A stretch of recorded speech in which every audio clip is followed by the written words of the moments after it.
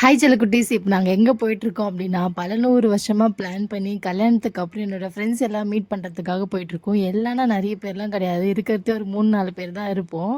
அவங்க மீட் பண்ணுறதுக்கே வந்து பல வருஷமாக பிளான் பண்ணி எப்படியோ ஒரு நாள் வந்து ஃபிக்ஸ் பண்ணி கிளம்பி போயிட்டோம். அது எங்கே போகணுன்னு ஐடியாவே கிடையாது. ஏன்னா வந்து தாலினி ரொம்ப குட்டி பாப்பா.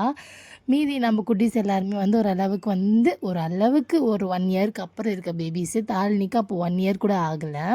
எங்கே போயிருந்தோன்னா, மால் போயிடலாம். மால் போயிட்டா அங்கே வந்து கொஞ்சம் அவங்களுக்கு வந்து ஏசிலாம், அதாவது குளுக்கமா இல்லாமல் வெயில்லாம் படாமல் சேஃபாக இருப்பாங்க அப்படின்ட்டு மால் போயிட்டோம்.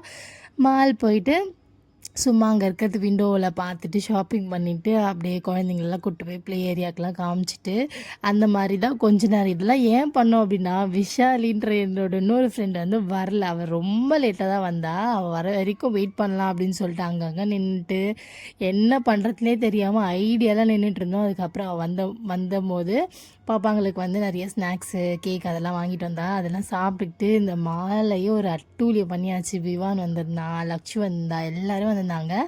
ஸோ அவங்களுக்குள்ளே விளையாடுறதுக்கு வந்து நல்லா ஜாலியாக வந்து செட் ஆயிடுச்சு.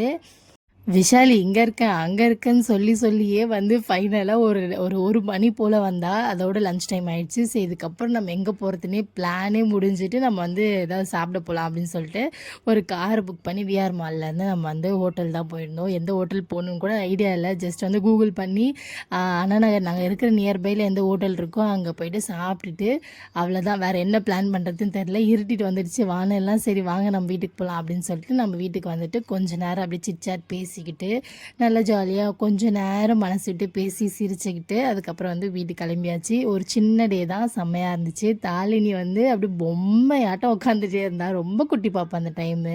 ஃபைனலாக பிளான் பண்ணி போனோம். ஆனால் வந்து குழந்தை குட்டிங்களாம் இருக்கிறதுனால அவங்களுக்கு வந்து கட்டிகிட்டு இருக்கிறதே வந்து கரெக்டாக முடிஞ்சிருச்சு நீயோட டே. பரவாயில்ல, இருந்தாலும் ரொம்ப நாள் கழித்து பசங்களெல்லாம் பார்த்துட்டு சிரித்து பேசிட்டு அவங்க குழந்தைங்களெல்லாம் பார்த்து தூக்கி விளாடிக்கிட்டு ஒரு மாதிரி ஃபன்னாக தான் போச்சு. இருந்தாலும் அந்த டே பத்தவே இல்லை எங்களுக்கு சுத்தமாக. இன்னும் பெரிய நாளை வந்து பிளான் பண்ணிகிட்ருக்கோம்ப்பா.